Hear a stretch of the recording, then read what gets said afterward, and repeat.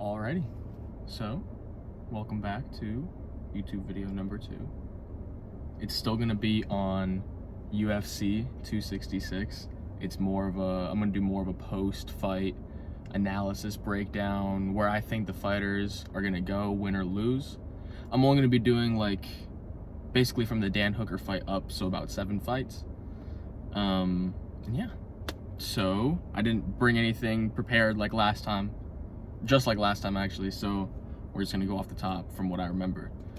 So the first fight we had that I want to talk about was Dan Hooker versus Nasrat. I can't say his last name, but Nasrat. And Dan Hooker looked probably the best he's ever looked in a fight, realistically, you know. He utilized what he's good at. He stuck to his range, popped his jab out, utilized kicks when necessary, and we also saw wrestling from him, you know, control time, takedowns, IQ, things you don't usually see in a Dan Hooker fight. Just, you know, constantly improving. All those city kickboxer, you know, fighters, Volkanovski, Adesanya, Hooker, all of them are improving. They're all hungry still, which is awesome to see. Probably the best gym in the world right now. And yeah, just sick performance. I think the unanimous decision is completely deserved.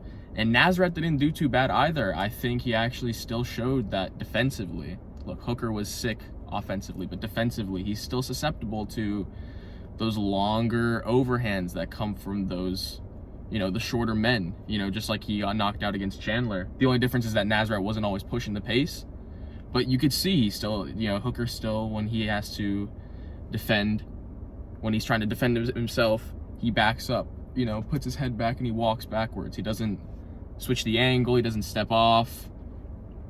He's still very, you know, his head movement is still very stationary. So I think, again, that's going to be something that fighters, maybe like Gaethje, try to use in the future if they end up fighting. I don't know. But fighters will use in the future, you know, push the pace, test his chin early. I think that's how you get Dan Hooker out of there. But overall, great performance by Dan Hooker. Love to see him fight again. Then we had Moraes versus Merab. Crazy fucking fight. Crazy fight.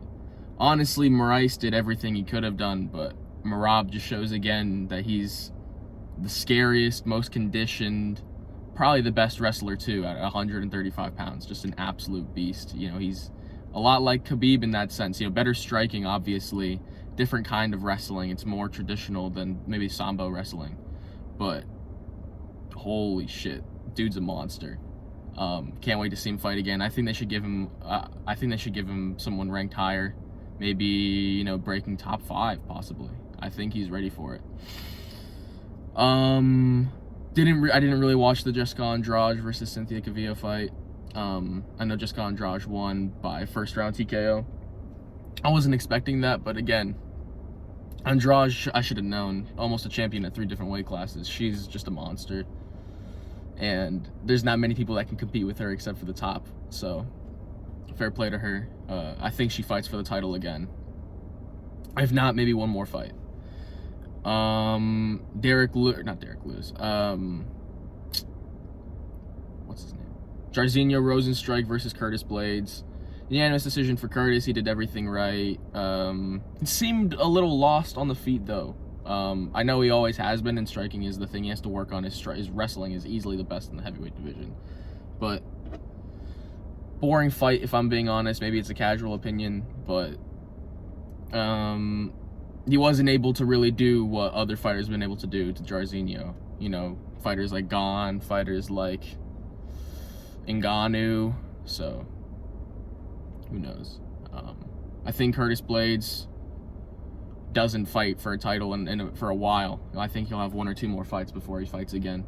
And Rozenstruik just needs to go back to the drawing board. You know, I know he's a kickboxer, but he really, really, really needs to work on fighting the entries, getting the underhooks, getting up from takedowns, preventing takedowns. These are skills that he should have as a top heavyweight, you know. And then we have Nick Diaz versus Robbie Lawler. Such a difficult fight to watch as a fan of both of them. I'm a fan of both of them. Good fight to watch if you're a Robbie fan. Not so good fight to watch if you're a Nick fan. And I said, you know, you have to be kind of an idiot like me to predict that Nick Diaz was going to win that fight. But again, was pretty competitive. Robbie, obviously he's been on a skid in his last couple. He's not the championship caliber world beater that he used to be. But Nick wasn't too bad for someone who took almost 6 years off. He showed fantastic boxing combinations, as he always does. Good pressure. Threw the most significant strikes in almost any of his fights ever. I think he threw over 309 significant strikes in just 2.5 rounds. So, really shows. And I mean, there's the controversy of him quitting at the end of the third, or the middle of the third. But I think he just recognized that the damage he was taking at that point, the way the fight was going. It's a 5-round fight. Again, don't know why it was a 5-round fight, but maybe if it was a 3-round fight, he wouldn't have quit then. But I think he just understood that he was going to take too much damage in that fight. And again, 37 years old, you got to watch yourself and you got to watch what you're doing. I would want to watch him fight again. I don't know who he fights. Maybe he could fight Cowboy Cerrone as, one more fight on his contract. I know he's kind of on a skid as well. Could be a good welcome back into the competition. An easier welcome back than Robbie Lawler, I would say. And Robbie Lawler, I don't know where he moves from here. Maybe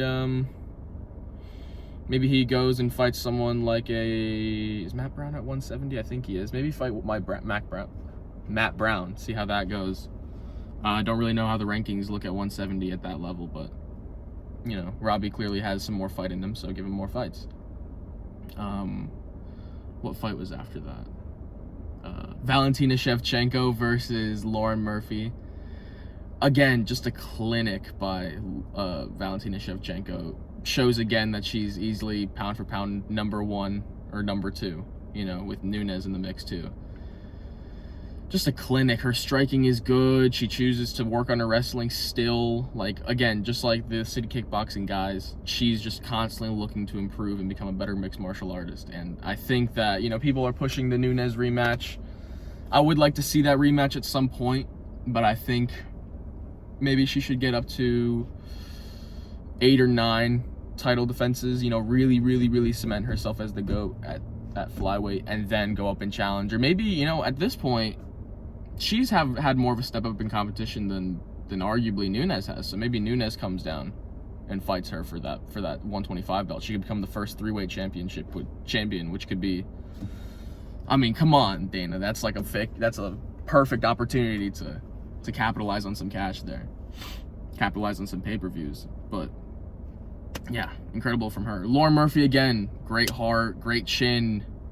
Couldn't enact a game plan just like every Valentina opponent, but I think she'll get back into the mix. She is older, she's 38, but again, her win rate, her win streak to get to the championship was very impressive.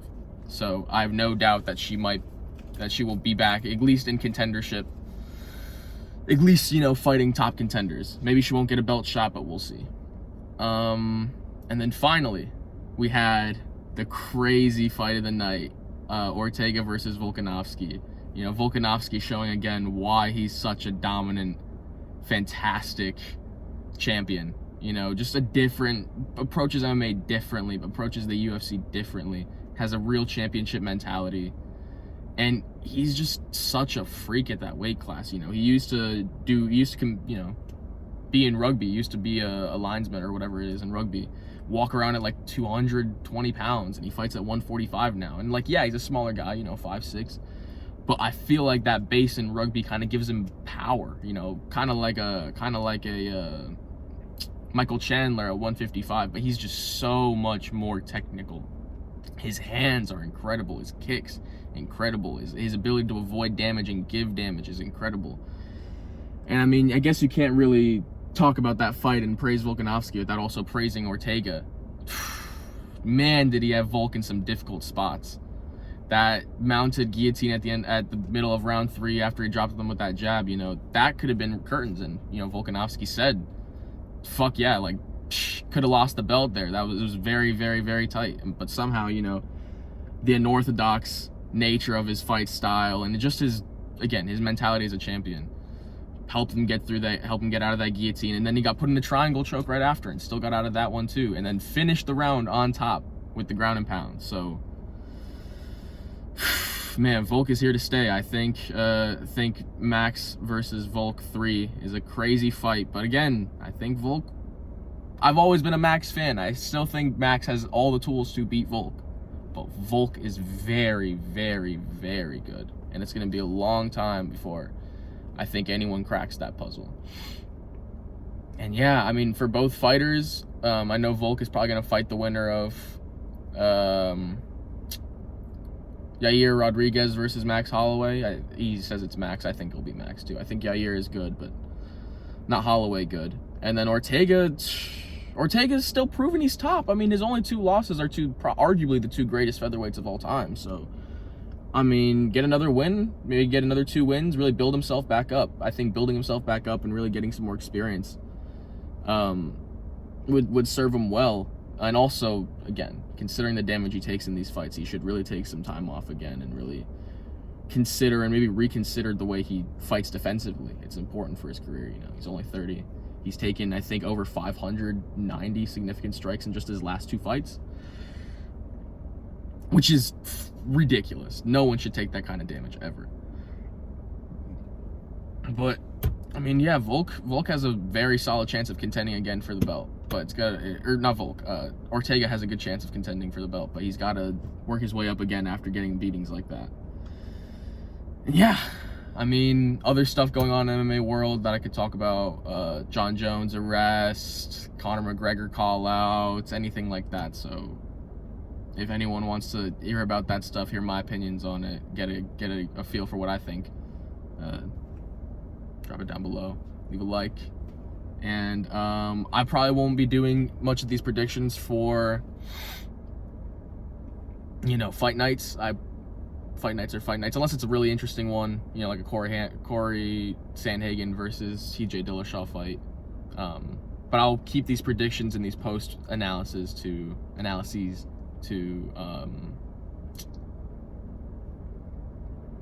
probably the pay-per-views. So yeah. Anyways, thank you for watching. Again, working on the videos, gonna figure it out, gonna try and set some more stuff up, figure some more stuff out. But again, this is the best I got. Got a better camera angle, but we move. So have a good day. Thank you and goodbye.